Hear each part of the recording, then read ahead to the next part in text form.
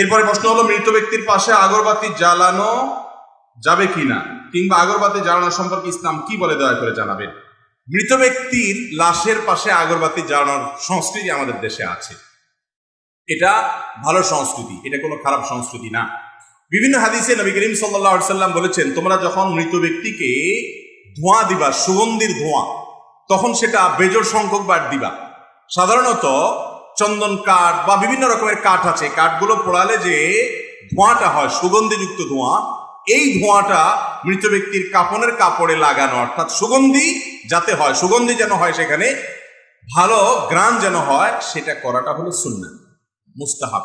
এই জন্য মৃত ব্যক্তির আগরবাতিতে সাধারণত গ্রান হয়, অতএব এই গ্রান, এই ধোঁয়া, এটা তার কাপড়ের সাথে মাখানো, 3 বার মাখানো, এটা হলো সুন্নাহ।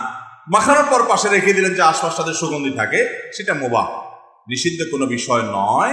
যেহেতু এই ধোঁয়া দেওয়াটা, সুগন্ধির ধোঁয়া দেওয়াটা সুন্নাত 3 বার মুর্দার কাপনে পাশে লাগায় রাখতে হবে। আপনারা আপনার ধোঁয়া দিয়ে সবসময় জ্বালায় রাখতে হবে আগরবাতি, এমনটি আবশ্যক নয়। কাফনে 3 বার ধোঁয়া দিবেন। ধোঁয়া দেওয়ার সিস্টেম হলো, ধোঁয়াটাকে এইভাবে আপনার হাত দিয়ে বাতাস দিয়ে কাফনের সাথে মিশিয়ে দিবেন, যাতে করে কাফন থেকে সুগন্ধ আসে। এটা মুস্তাহাব। অতএব সুগন্ধ আসার পর এটা যদি আপনি আশপাশে জ্বালা রাখেন, কোনো অসুবিধা নাই। আর এমনিতেও এই জাতীয় সুগন্ধ ব্যবহার করাটা উত্তম এবং ভালো কাজ। বিশেষ করে মসজিদে সুগন্ধিযুক্ত এই জাতীয় বিভিন্ন জিনিস ব্যবহার করা, যেগুলোতে কোনো মানুষের কষ্ট হয় না, সুগন্ধি ছড়া, সেগুলো মুস্তাহাব এবং মসজিদের আদবের অংশ বিশেষ।